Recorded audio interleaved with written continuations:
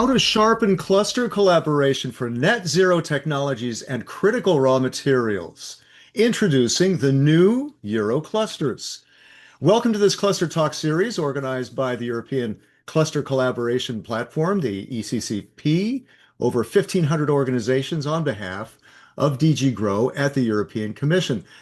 I'm Chris Burns. I'll be with you for these next hour and a half. Let's look at the agenda first. We're talking cluster news first with Nina, then an overview of net zero and critical raw materials from the European Commission. We'll have a few Slido questions for you, so stay alert on that. And Euroclusters pitches after that from various Euroclusters, 8 of them, in fact, and then Q&A with you. So get your questions ready. There will be then funding opportunities after that. Now, tech tips, if we can go through that a bit, housekeeping, the Slidos, so that you'll have a QR code to connect, or it's hashtag Euroclusters Talks, where there's a Zoom Q&A button at the bottom, or at the bottom, you could also raise your hand. There's a button for that. And you can also watch the chat section too, because there's a lot of good two-way there with the commission, with the speakers, and with you, and feedback. And then we'll have a lot of question and answer through the Q&A. And hashtag Euroclusters Talks for anything great you hear during this session. We're recorded for playback, and the slides will also be available. Lots of information there. Let's get started with Nina Hoffman, team leader of the European Cluster Collaboration Platform. She will give you some news from the ECCP. Nina, please. Thanks, Chris, and good morning to everyone. Happy to be here this morning. We are, before we go into the Eurocluster presentations and also the input presentations from the Commission, let me just remind you that we have the ECCP investment survey still open for our summary report for this year. So we are collecting information on major investments that European clusters have attracted and to showcase the impact that cluster organizations can have in fostering investment activity and regional development. So if you have 5 minutes, an example for us, please fill that in the survey and we can still include that in our summary report. There's an EU consultation open on public procurement, so you're invited to give feedback on the revision of the public procurement directives to enable preference to be given to European products in public procurement, and it's also about modernizing and simplifying procurement rules. The survey can be completed until the 26th of January, so still some time, and you will find the link in the chat that gives you that leads you to the Have Your Say portal, where you will find the consultation. And there's also another call for evidence and public consultation open, which is for the Advanced Materials Act. Here, the Commission is looking for insights on how to excel at advanced materials in the EU and also to shape the future Advanced Materials Act, which should speed up the production processes in the EU and also the journey from the discovery to market. This consultation is open until the 12th of January, and you will also find the consultation on the Have Your Say portal. The link is in the chat. And we invite you to our Clusters Meet Regions in Copenhagen. It will be the last one for this year, and it takes place on the 3rd and 4th of December. Here, the Clusters Meet Regions events, as you might have attended already one, they aim to strengthen the connection between European clusters, regional authorities, SMEs, public institutions, and also they should help with fostering alignment with the EU industrial strategy and the smart specializations. And the core themes that we are going to look at the Copenhagen editions are clusters as gateway for startup scaling, a very interesting topic. Also looking at some high priority sectors such as clean tech, AI, health tech, defense, quantum, sustainability. We're looking at financing innovation, so how can we mobilize EU programs, regional funds, and private investments, and also at Nordic, Baltic, and broader European cooperation.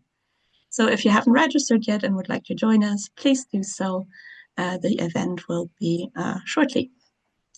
That's it from me. At this moment, we have a lot of great input coming up, so I hand over back to you, Chris. Great. Thank you, Nina. Thanks very much. Let's first start with from the European Commission with the Net Zero Industry Act. And let's see, Daniel Gelbo, team leader at Net Zero Industry Act, DG Grow, is going to fill us in on that. So let's Hi. hear it from Daniel. Hi. Hey, good morning, Chris. Great to see you again. And good morning, Nina and See you. everybody. I hope you can hear me. I see you're nodding. So I Yeah. will just start also by congratulating everyone who's part of this new initiative, the Euroclusters. It's extremely important. Clusters in general, they're the foundation of our industrial capacity in Europe. And of course, Euroclusters is a way to have a European approach and strengthen that focal point. So my presentation is on the Net Zero Industry Act. Many of you are familiar with it. I have quite a few slides, but I'm conscious of time. I have 6.5 minutes left. Yes, thank you, Daniel.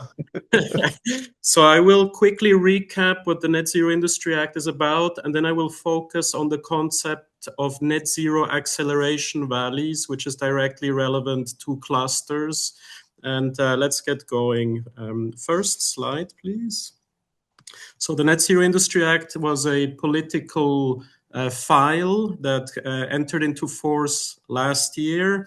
It's about making sure that we in Europe are competitive with the rest of the world in terms of clean energy technologies, and in particular, their manufacturing. Next slide, please. We have a strategic dependency on clean tech, in particular from China. Most of the clean energy technologies are imported from China, not just the final products, but also many of the key components. Of course, we produce many of these technologies and components in Europe as well, and the aim is to increase manufacturing capacity here at home. Next slide, please. This is the status quo of the batteries value chain. It's not looking great. So the batteries for electric vehicles, China as a competitor has surpassed us last year. Many of the projects for new factories in Europe are delayed. Some of them are canceled. And that's why this Net Zero Industry Act and what is now known as the Clean Industrial Deal is so important. Next slide, please. So the Net Zero Industry Act is a law, it's a regulation. It entered into force last year in June. We are currently in the 15th month of implementation. Myself, I lead a team of 7 people whose full-time job is to implement this law, which means bringing a legal text into real life so that we can really have a positive impact on companies, and regions and clusters as well. Next slide, please. It's made up of 5 chapters. Permitting is a key chapter of the Net Zero Industry Act. For the first time in Europe, we have legally binding time limits of how long the permitting for a new factory should take. This is extremely important to have a harmonized legal framework in Europe, so that if there's a project in Bulgaria that wants to build a factory in France, it has exactly the same rules that it needs to comply with. The aim of the Net Zero Industry Act is to really facilitate investments into Europe, into member states, into regions. And for this, there is these different chapters. Another one is on strategic projects. The projects can apply via the Commission website to get this priority status. Another milestone will come as of the 1st of January, where in public procurement, renewable energy auctions and support schemes for certain clean energy technologies, new non-price criteria will apply. That means that in a few weeks' time, authorities that assess bids, for example, for solar panels on public buildings, they will not just be able to select those panels based on lowest price, China, but will have to consider other non-price criteria like sustainability and another one that we call resilience, where you have to actually diversify away from China. Next slide, please. Next one. What is covered under the Net Zero Industry Act are projects. So projects for new factories or expansion of existing factories. Next slide, please. Next, yeah. So there are 19 technologies covered. Net zero technologies in this regulation are defined broadly, but this is now the definition that applies across the European Union. And it includes grid technologies, heat pumps, many technologies, including nuclear technologies. Next slide, please.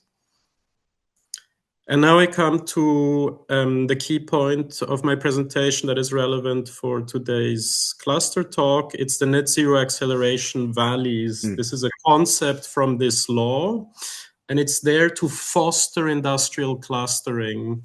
So the idea is that regions or regional entities decide to say, we want to become a net zero valley. And what that means is that this valley needs to have an own single point of contact, and that has several obligations in the regulation on what that means. But one of them is facilitating the permitting. The other one is to be a hub to attract projects and investors by having all the information ready. And if there are regions that want to become a valley, there are certain obligations. They have to define the geographic scope, the technology scope, and they also have to carry out an environmental assessment of the area so that the permitting is simplified later. Next slide, please. Currently in Europe, there is about 11 regions that are looking into becoming net zero valleys. This concept has gained quite a lot of political momentum. In the meantime, there are 5 regions in Germany, 5 in Spain. There are 6 clusters in the Netherlands that are looking at this, and 1 in Finland. Next slide, please. The ones that are the most advanced are the one in Brandenburg, the so-called Net Zero Valley Lausitz, the one in Lower Saxony, the one in Navarra in Spain, and also in the Rheinische Revier in North Rhine-Westphalia. And they have produced very good programs, booklets that can be found online, which is also part of becoming a net zero valley, is that there has to be a plan and an application to the member state. Next slide, please. I have 2 or 3 more slides. This is an example from the Rheinische Revier. First of all, as part of this initiative, they have to show what kind of suitable land there is in the region to build manufacturing capacity. Of course, in the plan, it goes into much more detail. Next slide, please. This is from the Lausitz plan. On the far left, you see the project pipeline. So as part of becoming a valley, it's really a co-creation process at local and regional level between industrial actors, mayors, politicians, also at national level. And in the Lausitz, they created 8 working groups to create this net zero valley Lausitz, which is really like a physical, real-world place, which is the most important thing, where all the Net Zero Industry Act provisions come to life. Next slide, please. This is my last slide. This is just to show that we, from the Commission side and the team, are doing a lot of things on the valleys. I will not mention everything. A lot more is coming, especially in January. We have a new colleague in the team that will focus primarily on the valleys. Lots of good stuff coming. And if you are interested, if you have any questions, please get in touch with Nina or Marek from our clusters unit.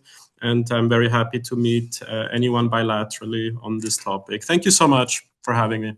Thank you, Daniel. One question with these valleys, this is an opportunity then for these new Euroclusters to get involved in these valleys. Is that the right take on that? Yeah, I would say so. The valleys are, they're very location specific. So we have to think that the perfect candidates for becoming net zero valleys are the existing industrial clusters. Mm-hmm. And I think the supercluster or Eurocluster is a great way to further promote this concept. And just the last sentence, what is this Net Zero Valley thing about? It's really to bring something that we have already for a long time, industrial clusters, to bring it into the current times where we are really thinking about resilience, strategic autonomy, and now since a few weeks also made in Europe, which is this last slide that I forgot, but which is crucial. Sure. In 2 weeks' time, we will present a new proposal to help accelerate clean tech in Europe, and that's all about made in Europe. Yeah, yeah. I liked Stefan holding up the lithium rock during his confirmation hearing that look, we gotta do our own stuff. We gotta have that independence there, and how do we develop that in Europe? So very interesting. Daniel, vielen Dank. Thank you. Let's go to Salvatore Berger. Salvatore is a policy officer, raw materials at DG Grow. And you're going to be giving us on the CRM, critical raw materials, developing that side, and as an opportunity for these new Euroclusters. Salvatore. Hi, Chris. Hi, Nina. Hi, Daniel. And good morning, everyone. Thanks for having me. Morning. Daniel and I work in the same corridor, and the Net Zero Industry Act and the Critical Raw Materials Act, or CRMA, are actually very connected, made of the same stones, yeah, or at least in the same corridor. So there is clearly a lot of complementarity between both of our approaches. So what I'm going to speak about, critical raw materials, they are the metals and the minerals, mostly minerals, that are really at the backbone, at the beginning of the industrial value chains that empower or that are used to manufacture the strategic technologies that Daniel's been speaking about. So it's really a value chains approach that we have developed in the Commission. And the issue is that to make the necessary net zero industrial technologies, we have to rely on those critical raw materials. And at the moment, it's heavily concentrated. And if you can go to the next slide, please, Nina.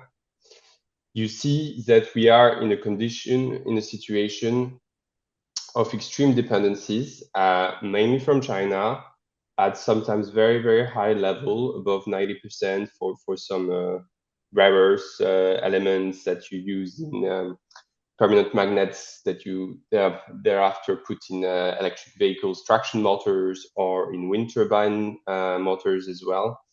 And this is really an issue because those dependencies can be weaponized and are being weaponized at the moment and in the past few years by a series of export restrictions, which, notably from China, which prevents the European industrial players from having access to the required minerals and metals that they need to manufacture the things that we need the most, from drones to aeronautics to green technologies. This is shown actually in the next slide.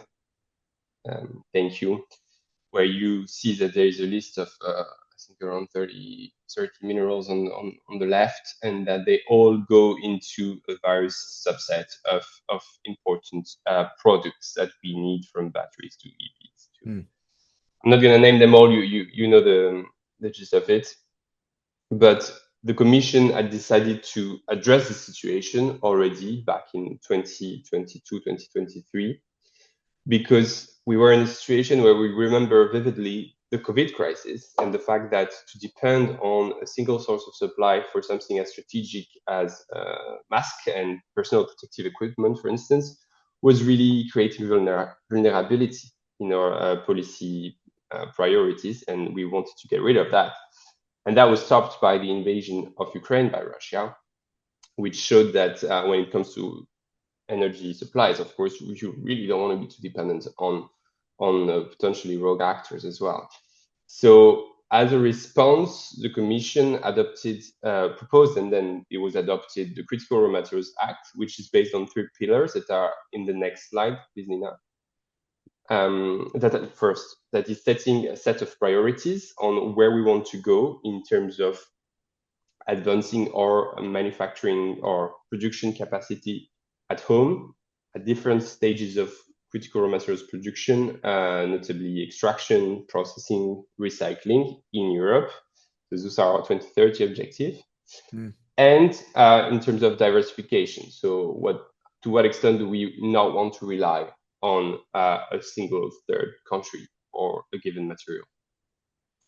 And so to achieve those objectives, we've adopted a set of measures that are quite similar to actually what Daniel has explained already for the Net Zero Industry Act, because I mean they were developed jointly.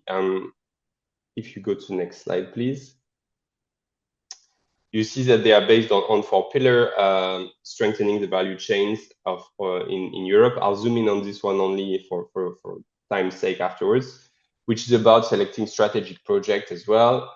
Slight differences with the NZIA here, but the point is that nonetheless, we select projects internally. They have a set of benefits in terms of permitting. We try to coordinate their access to finance. They have to have a European dimension. They have to contribute to the EU market, but they can be in the EU or they can be abroad, as long as they are offtake agreements or potential prospects that will benefit European industrial sectors and potentially clusters as well, of course. Another big objective of the Critical Raw Materials Act on the top right is to improve our monitoring capacity and to increase our preparedness when it comes to risk on the supply chains. Because just to take an example, for instance, a few years ago, we had a crisis in the germanium business, which is used to make wafers for semiconductors and other like key defense applications. And a lot of large companies using this kind of materials were gathered by us because there was export restrictions that were put in place by China. And so we were quite alarmed and we wanted to gather and get the industry's input on that. And what happened was that everyone thought that it was fine because they were sourcing the material from Switzerland, but it's not Switzerland that is producing materials. You know, if you look down the line, they come from far away and they always come from the same country. So we have to increase awareness of companies, big and small, clusters or not clusters, in order to ensure that they take the appropriate measures to diversify their supply chains when it's possible, while we are in parallel trying to build the alternative supplies with other measures of the Critical Raw Materials Act. Then if you have a look at the bottom right objective, improve circularity and sustainability. Well, of course, circularity is and secondary raw materials production is a way to reduce dependencies. So when I speak about strategic projects, this is also a project that can be recycling projects, so recycling black mass of batteries to after make some new battery materials like lithium or cobalt, etc. And we can also design some products. So here we work also on product legislation, but design products like permanent magnets to make sure that it's easier to recycle pre and post-consumer waste to turn it into new sources of materials. And this is one of our objectives. And it's of course a great way to limit extraction needs while increasing our capacity to produce at home.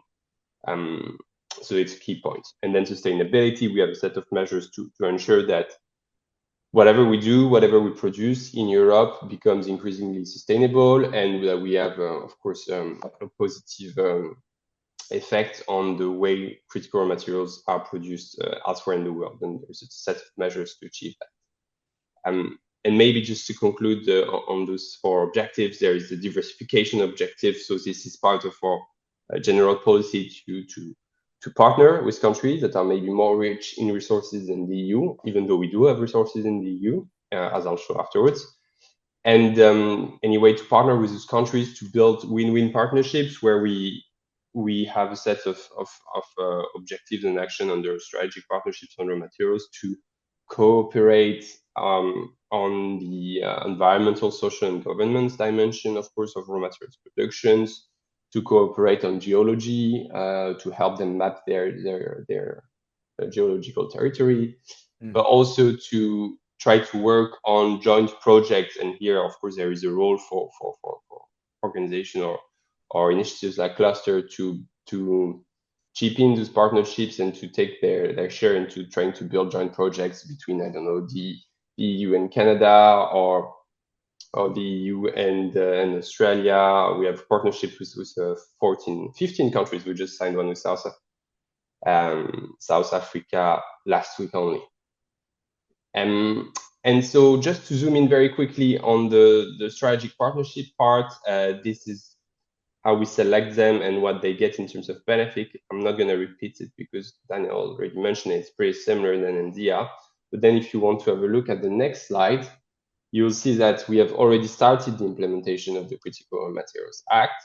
And this year we selected 47 strategic projects in the EU and 13 outside of the EU. And so if you look at within the EU, you see that there is a good mix of projects that span through the value chain from extraction to recycling to processing, also substitution of materials. We have some good projects by Umicore in Belgium, for instance, to ensure that we can limit the use of the germanium that I mentioned beforehand, for instance. Mm-hmm. You see that there are industrial cluster region, so to say, that are being built around that in the north of France and Spain as well. So some regions are quite active. Sweden, for instance, has a lot of integrated projects in the north of Sweden, in Lapland, with rare earth projects that are from extraction to processing to recycling. So it's a very positive first list of strategic projects that was put out by the Commissioner, Executive Vice President Séjourné. We have launched a new call, so we encourage companies that are interested to apply. There is a website with the list of the projects selected, as well as the information to select to apply to the next call. I can share the link unless it is on the next slide.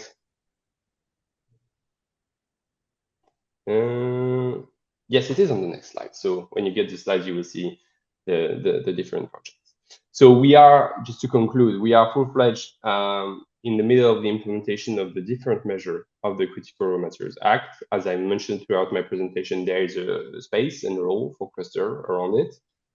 But also, we've decided to accelerate the achievement of our objective and of our policy, because since we adopted it, since we proposed it 2.5 years ago, and since we adopted the CRMA a year and a half ago, there's been an even more acute scramble for raw materials geopolitically around the world, with Chinese export restriction rising and rising and rising, and new ones were announced this year. It made a bit of a media fuzz, so you might have heard about it.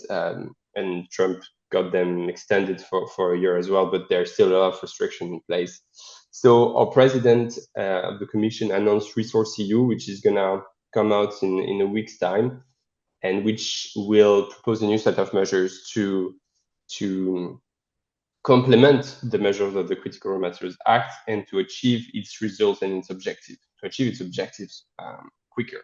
So I cannot say more at this stage, but tune in a week and you'll see the new set of measures on that. And on this, I will conclude. Thank you so much, Chris, and Nina, for the opportunity.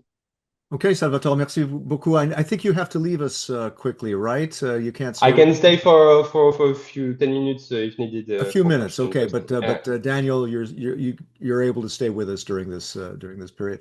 In any case, Salvatore, if you have to leave early, there is a quick question in the chat from Flanders Food. The question is there a list of all materials that are considered CRM?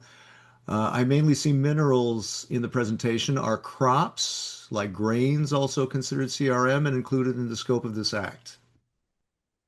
That's a great question. I haven't spent too much time at the beginning on defining the CRM for the sake of time, but if you allow me 1 minute. So we are focusing on non-agricultural, non-energy raw materials. So we don't, agriculture is not in the scope, it's regulated differently in the EU.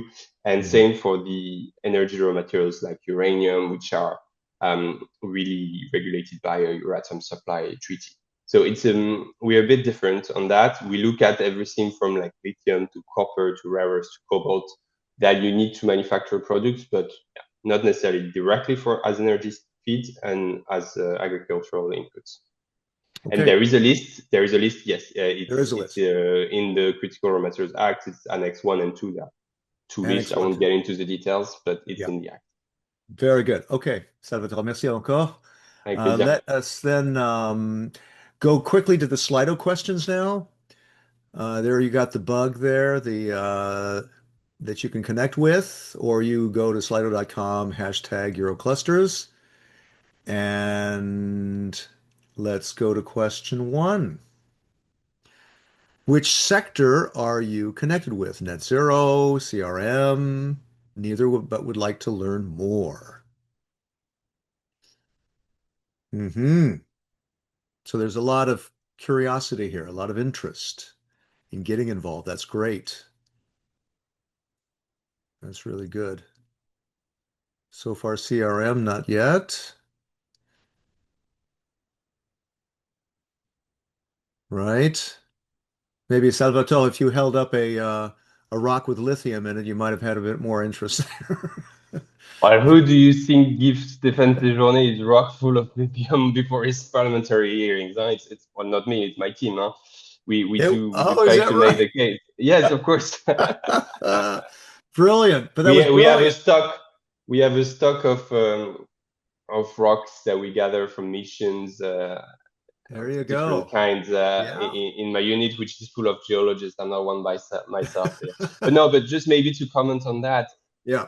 Of course, it's a bit more niche, the Critical Raw Materials Act. It's sometimes it's very big established companies that are the only one that are able to have the sufficient long-term financial capacity to wait 15 Yeah. years before starting to extract something. That's true. It takes years. Um, Yeah. it takes even if decades, and we're trying to Mm. accelerate that. So yeah, I understand that this is of course a topic where people are less familiar with. The problem is that problems on these value chains affect everything that comes after. But isn't there, I mean, SMEs and startups can have the innovative aspect to it though, right? And when they have where they have maybe an important role to play is the circularity dimension. I mean, I didn't Mm. talk about it as much as I wanted to, but Yeah. this is a place where you can have like smaller facilities that focus on yeah, recycling X or Y materials from Yeah. waste and electronic equipment, for instance. And they Yeah. also have a role to play in the, we support a lot of raw materials project under Horizon Europe. So in terms of innovation, we've spent 500 million in the last 5, 6 years on supporting projects to help with the recycling, the substitution of raw Yeah. materials. So there is a role to play here for sure. That will play an increasing role. We can't just dig it up. Let's thank you, Salvatore. Let's then go to the next Slido question. Very good. That was very relevant. How can we see your organization benefiting from a Eurocluster and its activities? How can you imagine that? This is a word cloud. You can just put in one or two words on how you could maybe benefit from Eurocluster from what you've seen so far. In fact, the commission has give you a bit of background, has launched a new set of 16 cross-sectoral, cross-border joint cluster initiatives, and they span 14 ecosystems to better navigate the green and digital transitions. So this is something maybe your imagination can run wild and think, well, how can I fit into these new Euro clusters for CRM and for NZIA, as you said, for Salvatore, and Net Zero Industry Act. Cross-border experiences, yes. Network to best support my ecosystem. Funding, yeah, funding is important, of course. We're all interested in that, and we hope to hear some more funding opportunities toward the end of this session. Networking, yep, absolutely. Knowledge transfer, yeah, good point. Those are the two biggest. But there's also new clients, collaborating, yeah. Okay, good. A lot of good new input there. Four more people typing. Let's wait for you. Good share of practices. Yeah, we hope to hear from that because we're going to have 8 different projects there that we're going to listen to. Right. Very good. Funding, network, knowledge transfer. Those are the biggest. Okay, I think we got to move on because we are running a bit behind. Uh, yeah. Okay, good. Let's go to Euroclusters, Strand 1, the presentations. Um, a couple of slides per Eurocluster. They're going to give you an overview of objectives and activities. Let's begin with Manufactenergy. Manufactenergy. Andrea Toma, Hygia Consult. Andrea, how are you? Hello, thank you so much. I'm good. Good morning, everyone, and thank you for being here. I believe you have already assessed in the slide, though, how Euroclusters can support your organization, but I will try to bring more details into this discussion. Great. SMEs in the furnishing and construction sectors face a critical and challenging moment. Energy prices are volatile, supply chains are fragile, and the shift to digital and sustainable practices cannot be postponed. Manufacturing helps SMEs to adapt to these pressures and to lead the transition towards a greener, more digital, and more resilient manufacturing. The project aims at supporting companies to adopt advanced technologies and smart energy systems to improve energy efficiency, real-time analysis, and optimization, thus reducing dependency on critical inputs. In doing so, manufacturing contributes to the Net Zero Industry Act and Critical Raw Materials Act, and reinforces the competitiveness and sustainability of Europe's furnishing and construction industry. The project brings together a strong European partnership of 8 leading clusters from 7 different countries. We have Romania, which is the leading organization, Italy, Spain, Sweden, Bulgaria, Czechia, and Norway. We are representing a network of over 1,000 SMEs. But at its core, and it's very important for today's topic, the initiative is coordinating by the Go Furniture Meta Clusters, which is a European alliance of furniture and construction clusters across Europe, ensuring a strong expertise and cross-border collaboration. Next slide, please. At the heart of Manufacturing, there are 2 open calls designed to support SMEs in this transition. The first call is the factory check-in, which provides up to 10,000 euros per project for an estimated number of 37 SMEs. This phase focuses on diagnosis, so we are talking about energy, resource audits, material flow assessment, and transition planning. We want to provide companies a clear picture of where energy is wasted and how to prepare for this greener production. The second open call comes as a continuation, factory transition, which goes a step further with a funding of up to 15,000 euros per project for an estimated number of 32 SMEs. This phase enables implementation, so prototyping, testing, and integration of advanced technologies, helping SMEs to optimize their operations and introduce new products. With a total budget of around 2.7 million euros, Manufacturing dedicates nearly 2 million euros towards cascade funding for SMEs. We want to support the transition of manufacturing towards climate neutrality, digital innovation, and strategic autonomy to ensure that the factories of Europe are ready for the future. Thank you again, and looking forward to the next presentations and the valuable discussions that will follow. Great. Thank you, Andrea. Thank you very much. Let's move to Green Mantis, Javier Alberjola of Asociación Alpha RLH. Absolutely. Javier, please. Thank you, Chris. And first, thank you to the CCP team to give us the opportunity to present our project. So yeah, I'm Xavier from Alpha RLH, so French cluster based on southwest of France. And I'm the happy coordinator of Green Mantis project. So Green Mantis stands for Green Manufacturing and Advanced Net Zero Technology Innovation. So we are in the theme really similar to the previous project presented by my colleague. We also focusing on energy efficiency on manufacturing European SMEs. So this came from a feedback we got from our previous Eurocluster projects, where manufacturing company were really willing to engage in green transition, but were suffering about dependency on the national operator for, let's say, energy providings, and they cannot control that. So the only way they can already start to have impacts on their green transition for them was to optimize their process and be more efficient. It's for that we decided to work on 3 net zero technology. So energy system related energy efficiency technologies, the grid technologies, and all the transformative industrial technologies for decarbonization. Our objectives are the same as for the other Euroclusters, so improve the net zero technology production, promote the development and scale up of this technology, enhance the strategic autonomy of all the European SMEs, especially in manufacturing and so on. So we are a consortium of 6 partners divided between net zero technology provider and manufacturing technology provider. So respectively on the manufacturing side, Alpha LH, ITECAM from Spain, Confindustria Emilia Centro from Italy, and Produtec from Portugal, and then energy solution provider with Inteligentna Energia from Croatia, Solartif from Spain, and also ITECAM, we can fit the both case. Next slide, please. So what are we going to provide to SMEs with this project? So we have developed a full innovation support package that includes fundings, trainings, internationalization activities, and networking, all in one package. So the core of it will be a financial support for collaborative, innovative projects with at least 2 European SMEs, so 100,000 euro per project.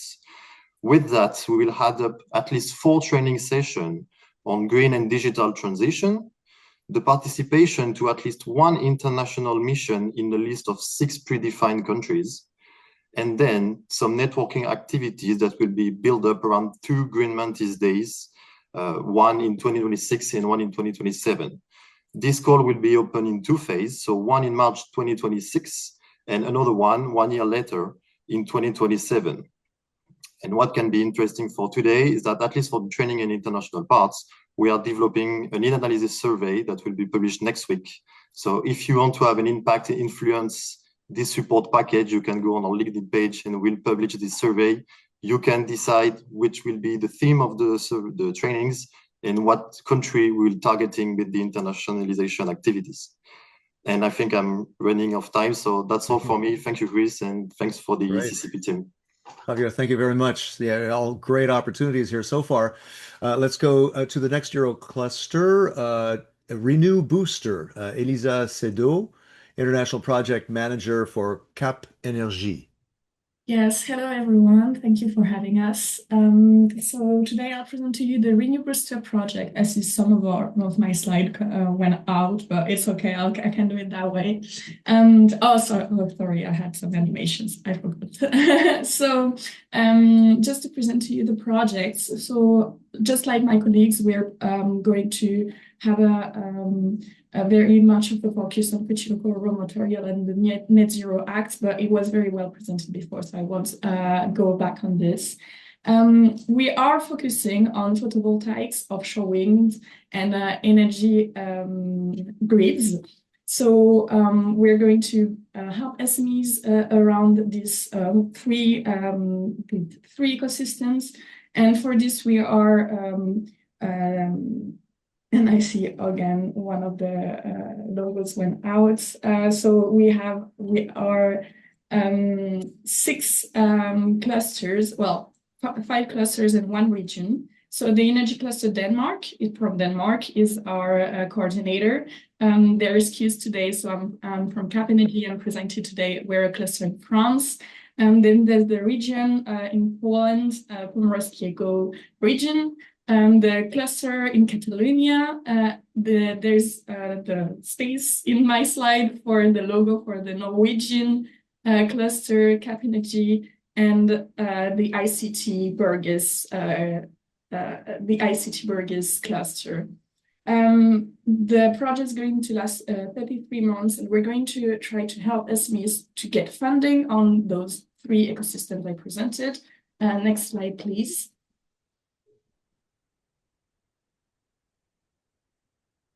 And then how it's going to work, how are we going to help SMEs? So basically SMEs, they come to us and they can get financial support, training, and business support. So you have 3 branches that you can help. And then SMEs outside of the 3 ecosystems, so PV, offshore wind, and energy grids can also get training on digitalization, sustainable practices, or maybe beginner training on the 3 ecosystems that I presented. The goal is to help as much SMEs as we can, focusing on these 3 branches that I presented. For the financial support, we'll have 2 different challenges. We have the open challenges and the challenges, and this is where you can get funding. You can get funding on the project innovation, basically to reduce dependence on critical inputs and technology and diversify supply chains, and green and digital transition. Basically, how we imagined the the project is to have this very much accompaniment of SMEs, not only funding, but also the training and the business support as presented. So very much a package they can access for the really booster SMEs that will help. And the goal, that it's just like the other European clusters projects, is to contribute to the critical raw material targets, net zero industry targets, and the Green Deal. And this is all from me. Thank you very much. You can reach me through LinkedIn or anywhere, basically, if you want. Merci, Elisa. Yeah, I just saw you on LinkedIn. Yeah, looks great. Elisa Suda, thank you very much. Let's move on to Power Up Net Zero. Silvana Senfelio, Fondazione Piemonte Innova. Per favore. Hello, thank you very much. Hi to see you all. Thank you for having us here. I'm representing the Power Up Net Zero project. We can go to the next slide. It's actually powering up net zero applications through the European single market. So it's a project involving 6 clusters from 5 different countries. They're all in the bottom, so we're coordinating it.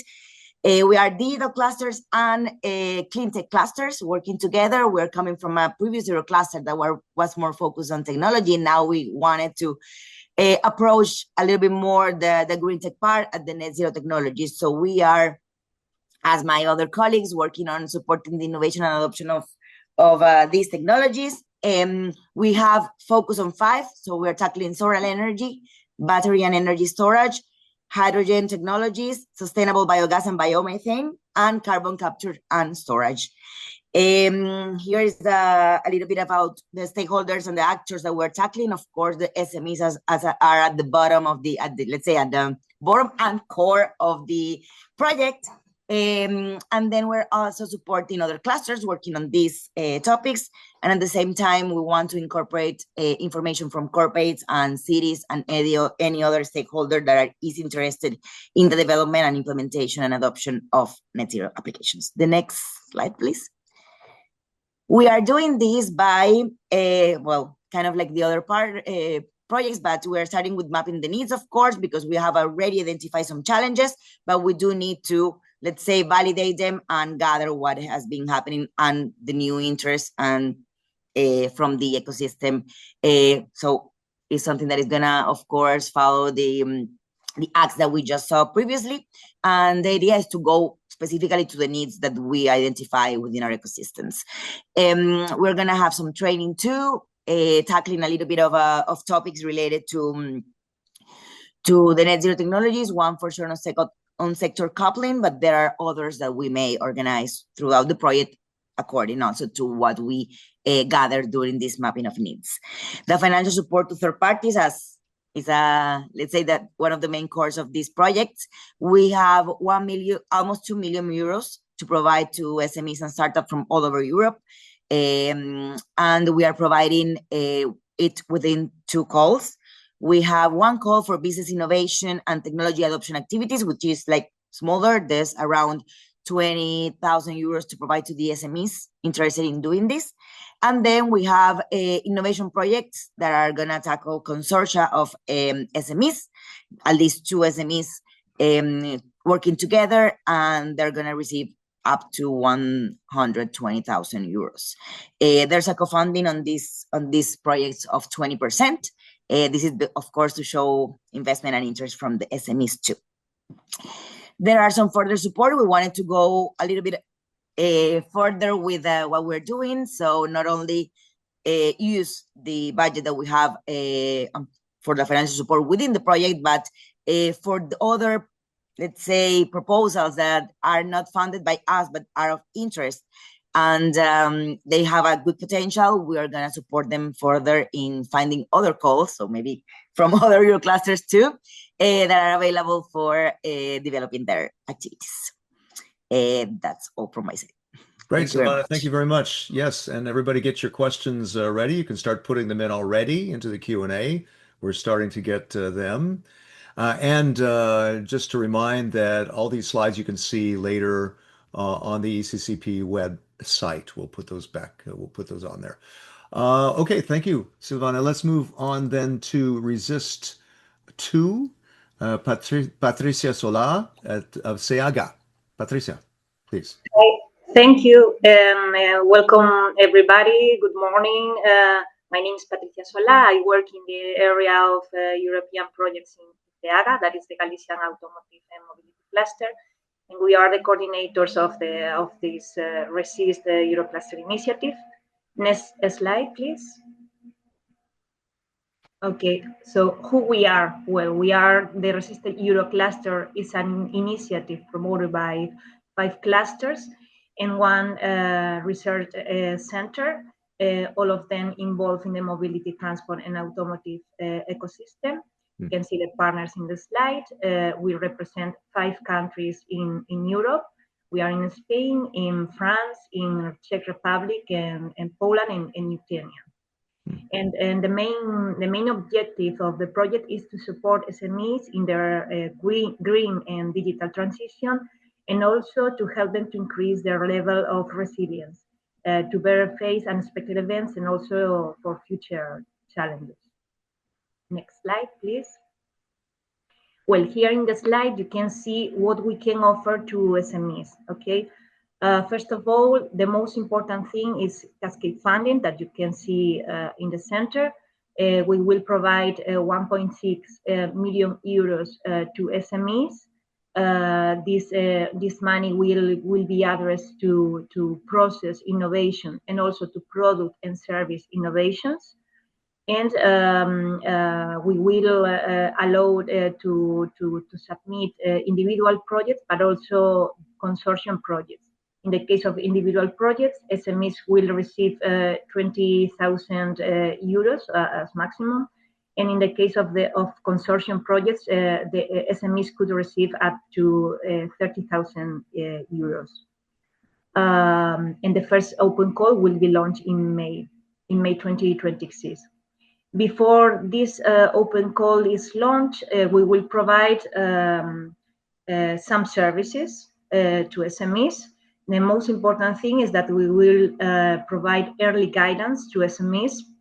We will launch next month in December a call for expression of interest, so we can identify SMEs interested in getting involved in the project, and they will receive individual assessments and also support to design a roadmap.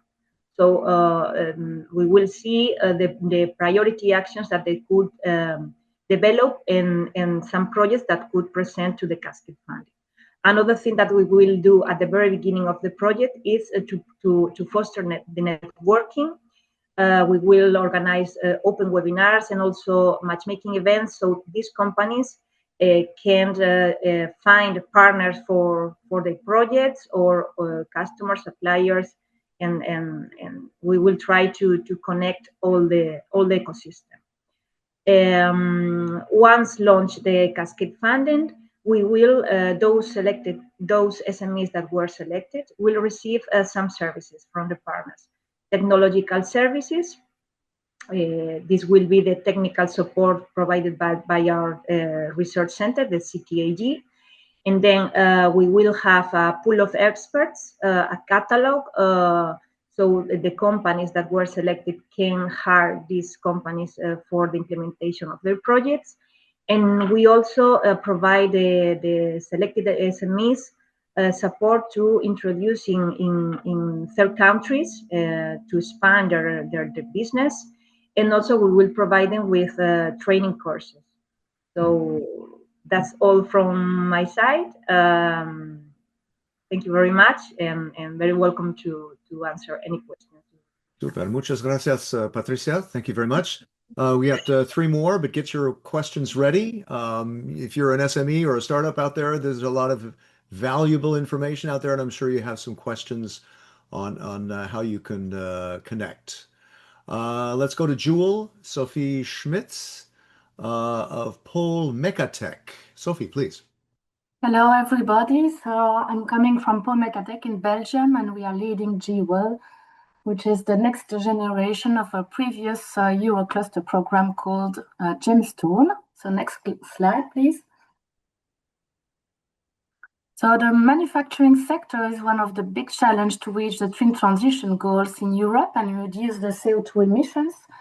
With our 7 other partners, we are covering 7 countries, and we aim to contribute to the twin transition with 3 specific objectives: accelerate the net zero transition in the European manufacturing sector, support innovative SMEs in adopting clean and digital technologies, and build a European meta cluster for cooperation and strategic influence. 3 key ecosystems and 4 net zero topics were selected based on the strengths and needs of our own areas. And what's in it for you as a cluster? GWEL is offering you several opportunities, being part of the Meta Cluster Alliance, which is the European Cluster Alliance for Green Manufacturing. I will put the link to this LinkedIn profile after my speech. And we founded this alliance to have an influence on the green transition, but also to work together in a networking and be able to find opportunities for our members in the green transition. You will have also the opportunity to be part of the close networking circle of ambassadors for GWEL, a win-win collaboration to foster the development and adoption of net zero technologies in Europe, and also to support experts or business cases in net zero technologies relevant topics for our workshops, so for the Knowledge Hub. And for companies, what is it in these projects? For you, SMEs, large corporations and experts will be invited to improve their knowledge about net zero technologies, work in a collaborative way on challenges about net zero technologies applied to the manufacturing sectors, thanks to some focus groups we will organize through Europe, and then to be supported by financial opportunities thanks to the funding window. Next slide, please. So about these funding opportunities, we have 3 cutoff beginning in April 2026. We will have 2 open calls dedicated to a collaborative project between 2 SMEs about net zero technologies, and a big open call for flagship projects to have a big impact on the value chain of manufacturing sectors and working, which will be the results of the focus group I mentioned a little bit before. So we have a dedicated page on LinkedIn and soon also a website, which is currently developing. And with our partners located in Europe, of course, we are ready to answer your questions after the speech, or if you want on the website, on the LinkedIn page. So thank you for this opportunity. Great, Sophie, thank you very much. Merci beaucoup. Let's go to Green Grid, Evelina Chalavier-Nienier of SSMTP. Please, Evelina. Yeah, thank you so much. Hello, everyone. And thank you for the opportunity to present our project, which Green Grid, as the name implies, we tackle the energy grid. Next slide. So we follow the similar aim and objectives as all Euroclusters, and we will dedicate 2 million euros to SMEs. And our focus is renewable and smart energy, the grid flexibility and storage, clean energy technologies, digitalization and sustainability, also green manufacturing. So what we will support, we will support digital startups enabling industrial sustainability, SMEs developing clean technologies, manufacturing SMEs in transition to green energy solutions, and companies working in energy efficiency and green grid flexibility. The 2 million euros will be distributed in 4 streams, as you can see in light green color.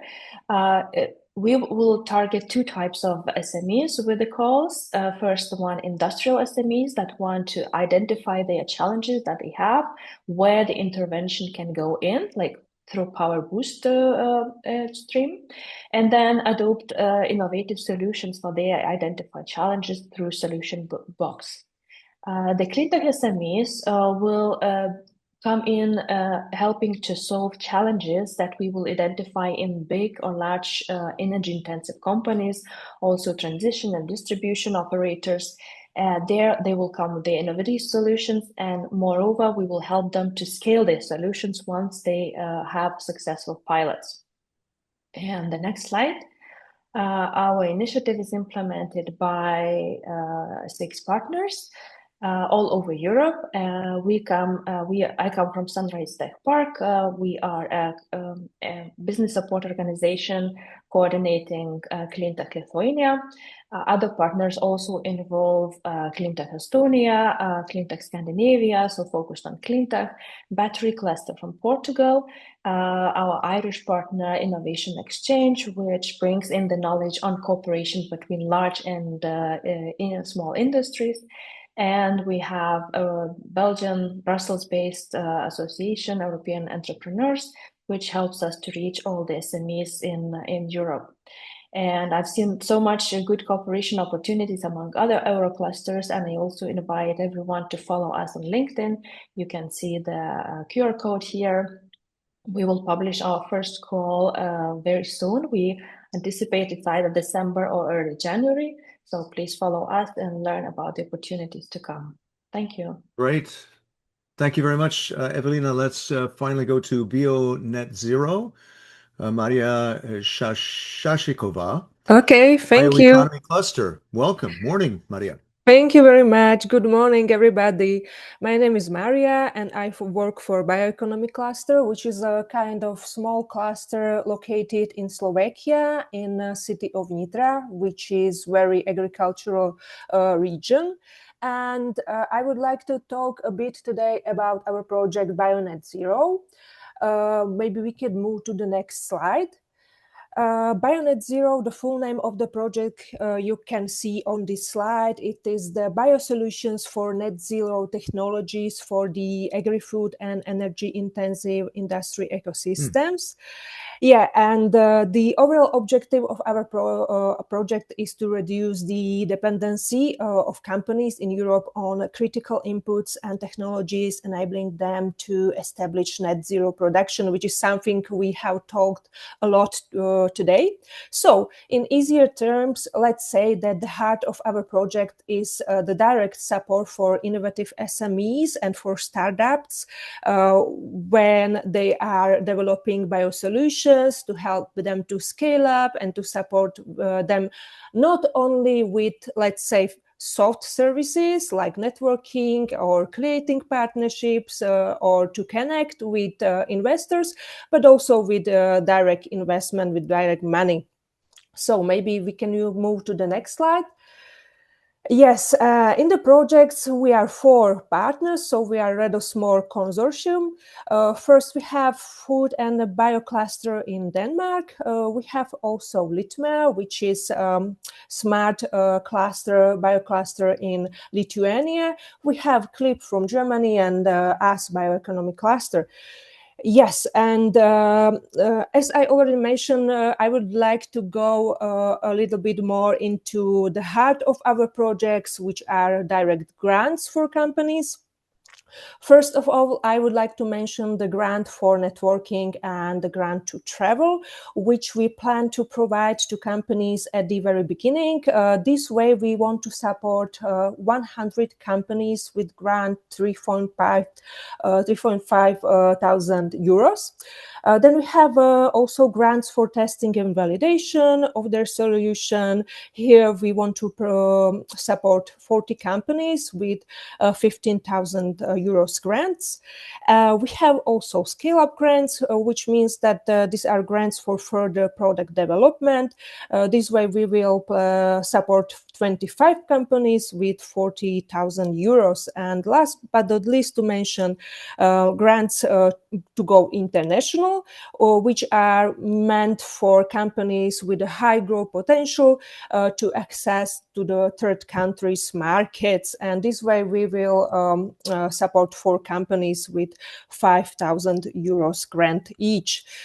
Of course, there are also in our project and other services, not only these grants. For example, we will have their key account manager who will act as a strategic advisor for SMEs and will help them to connect with investors.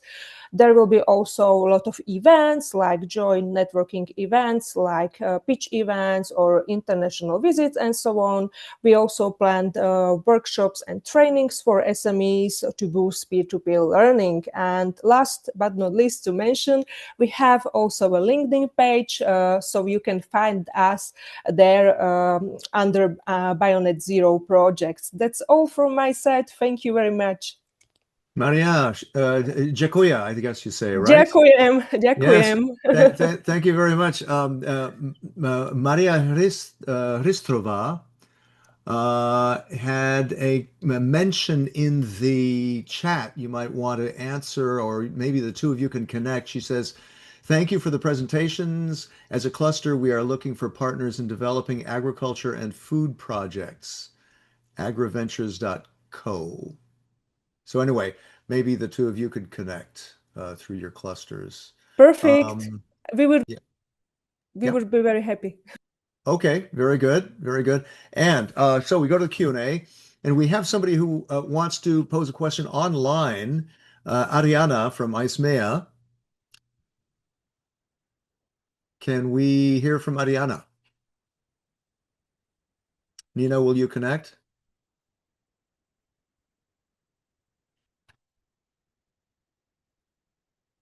Is Ariana there? Or shall we go to a question? Okay, well, in the meantime, can I go to this question in the Q&A? And please add your questions in the Q&A if you can. We also watch the webinar chat because that gives a lot of comments and sometimes questions. Here's an anonymous question. Why is the European Commission selecting projects that cover so many areas? Efforts are dispersed and collaboration is not efficient. Well, I don't know. I beg to differ, but can we go to Daniel Galbo at the Commission? Daniel, are you with us? Hello, Daniel. Would anyone else like to comment on that? Because I think all these different projects are very important to have and the opportunity. Oh, okay. Nina says Ariana is there. Ariana? Yes. Can you hear me? Yes, I hear you. All right. Sorry. I was answering you, but there was probably a problem with my mic or something in the settings. Yeah. Yes. Okay. I'm here. Yes, please. Let me. Go ahead. Yes, please. Yes, go ahead. You had a question, right? Not really. I am here as a listener, but you wanted to comment on no, actually, no. On why the EU EC is financing so many projects. Yeah, would you like to comment on that? Well, we have now this second generation of Euroclusters, following the first one that was, as we saw, quite successful in the sense that we managed to finance hundreds of SMEs through a number of years for innovation projects. And we aim to do that in an even more effective way now that we are focusing especially on those two very important, let's say, policy areas. So the critical raw materials, net zero, and then all of the other ecosystems that are touched by the Euroclusters of Strand 2 that will be presented later on this year. So our aim with this type of financing is, of course, to facilitate also access to European funding for the SMEs that might find it a bit too cumbersome and obscure at times. Also, there's a lot of paperwork and sometimes there's also this language barrier. So via the clusters, we saw these kind of instruments may become actually very, very effective and enable also those SMEs that are maybe a little bit left outside of this funding bubble or environment, and make it easy for them. So yeah, this is a actually our aim. Yeah, yeah. That's a good argument. Evelina, I think you have over at Green Grid, you wanted to add to that maybe? Yeah, I would like to add to why so many initiatives, why they are dispersed. I Yeah, think that's the advantage because imagine one organization coordinating a 20 million project that is too big burden. And on the opposite, smaller initiatives, they create more opportunities for the companies. We saw 8 Euroclusters presented today.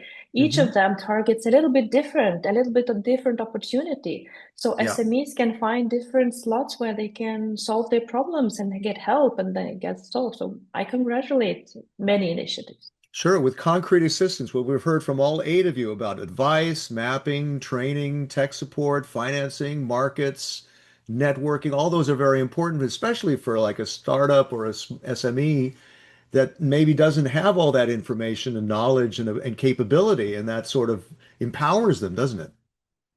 And the network was mentioned as a very important thing. Yeah. So instead of one network, we have now today 8 networks connected. Sure. So, exactly. Yeah, great. Thanks to both of you. Let me go to some more questions here. Here's one from Alberto. The issue for us is the amount of huge investment outside Europe, in billions put on the ground, for example, China, USA, and others. Well, that's just kind of a statement to what's been said. I don't know if anybody wants to talk about that. But I mean, I think the point was made that there's the opportunity for funding and involvement out from outside of Europe as long as there is a certain European participation. Evelina, I think you have your hand raised, right? no, I just didn't No. lower it. Sorry. Okay. Yeah. All right. Good. Yeah. If all the speakers could put your cameras on, that would be great. It's better to have us all on there available. Yeah. Okay. So that was a reply. Okay. Great. Thank you, Alberto. Here's an anonymous question.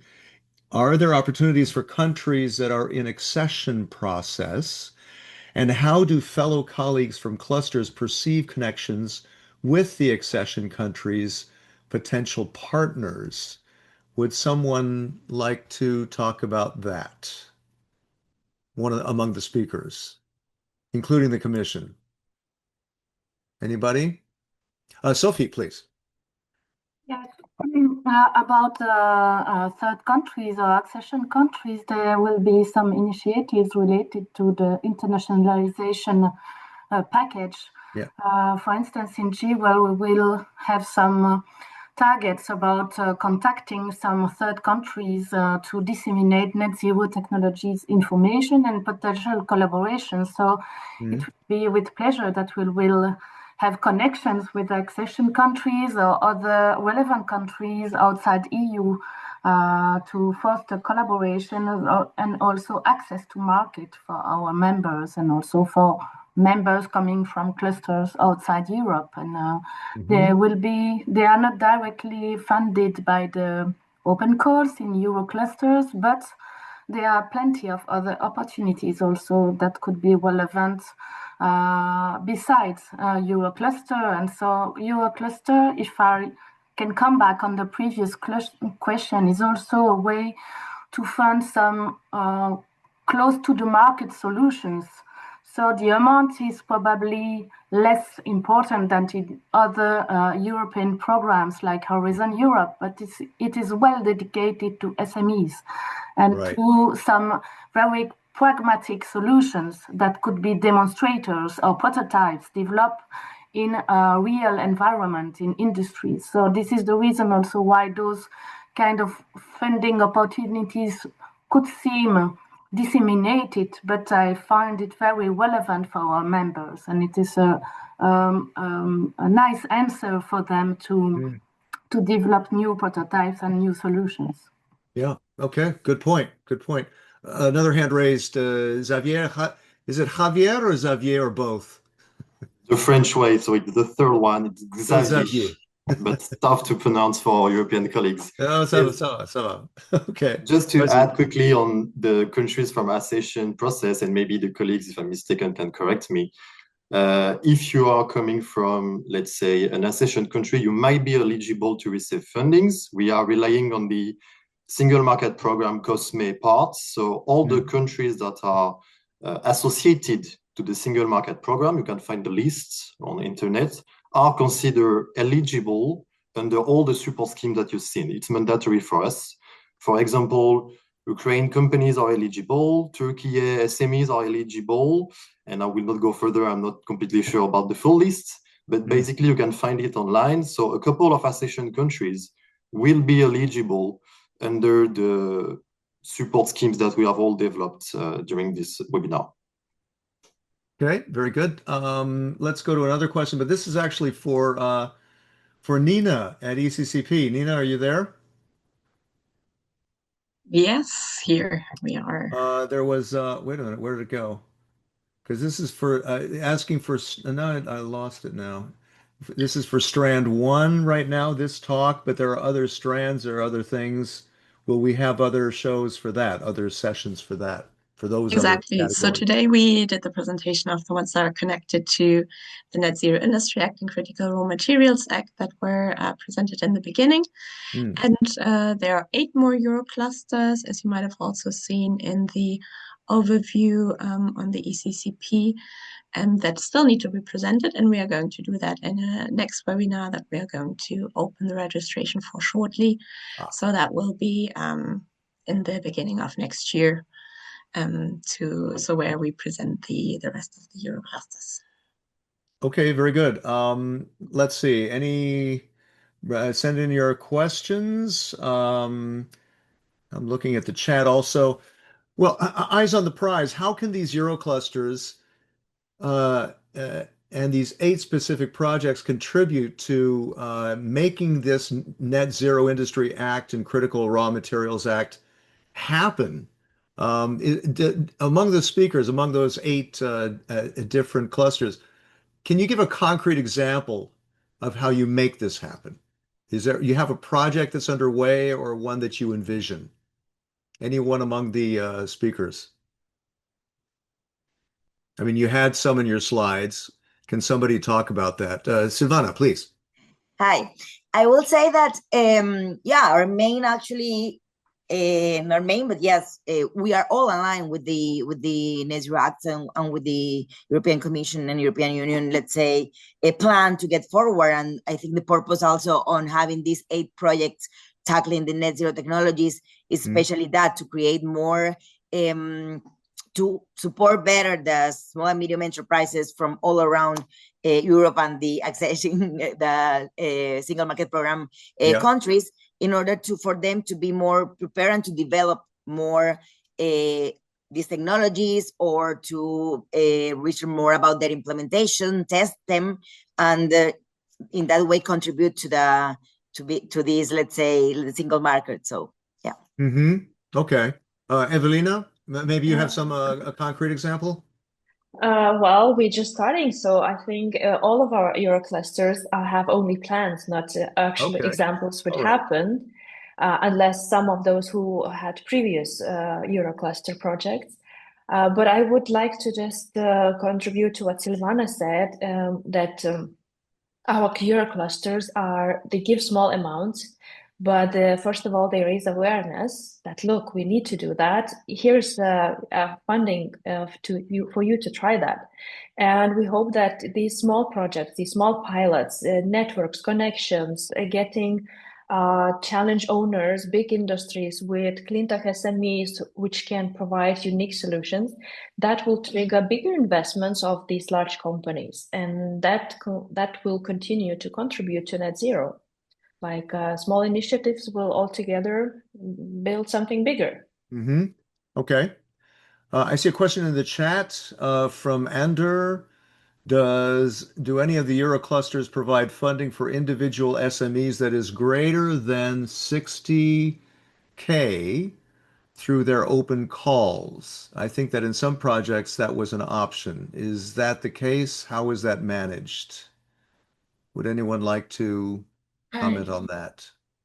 I can answer if you want. Okay, sure, Nina, go ahead. Oh, no, sorry. Yeah, Elisa, please. Yeah, it's okay. So the rule of the ECCP project is that it's not like no project can give one SME more than 60,000 euros. But the way some of us did it is that if you present your project with an associated SME, you can both have more. So basically, one single SME can have 60K and then together 100K. What I would advise SMEs to do is now you had a panel, all of us presented what we do in our projects. You can get 60,000 per project. So you can apply to, for example, Renew Booster, then Resist, then Manufacturgy, etc., and then get a larger package. For example, if you have a project and you have different bricks, you can get one brick that is going to be funded by one of the project, then another by another project. You cannot fund the same thing twice, but you can fund different parts of your project through different projects. Okay, I hope that answered the question. Good. Any other comments from the panel, or shall we move on to the funding opportunities? We're good. So you are all available, obviously, to contact. And also all of those great slides, they will be on the ECCP website for if somebody wants to look at them in detail. Okay, thank you very much to the speakers. And let's move back to Nina for funding opportunities. Nina, please. Thanks. Of course, in addition to all the different calls that are coming up for SMEs through the Euroclusters now from December onwards and during the next year, there are also some calls on the funding and tenders portal from the EC that we would like to draw your attention to. That might be of interest for you. First of all, there's this call to strengthen the European knowledge base, skills, research, and industrial leadership on solutions for energy security-related aspects of renewable energy value chains. So a project should also contribute to technical and value chain solutions that address key aspects to improve energy security of renewable energy technologies, strengthen the skilled labor, and also improve competitiveness. So the project should address one of the following areas that you see here in the screen, either sustainability and social awareness of specific renewable energy value chains.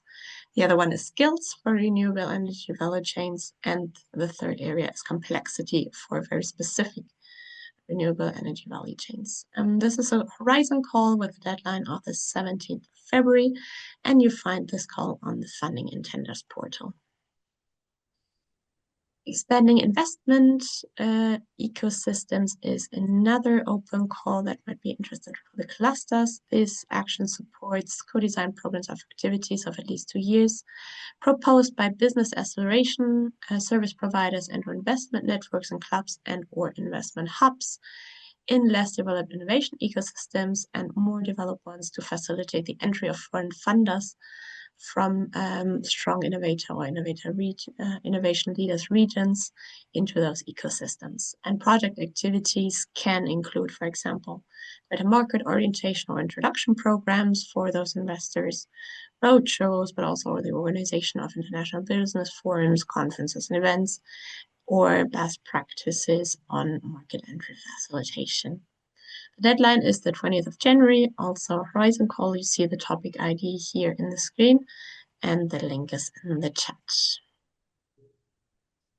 And we have a call that is open called Scaling Up Deep Tech Ecosystems. This call aims to strengthen inclusive, interconnected, and efficient innovation ecosystems across the EU by linking diverse actors, regions, and resources. So this is about collaboration between different territories to create a sustainable, inclusive European business model for those deep technologies.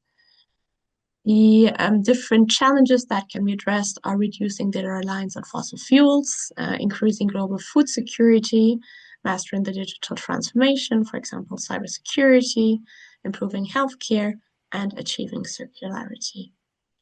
Another Horizon call with a deadline of the 20th of January next year, and it is published on the Funding and Tenders portal as well.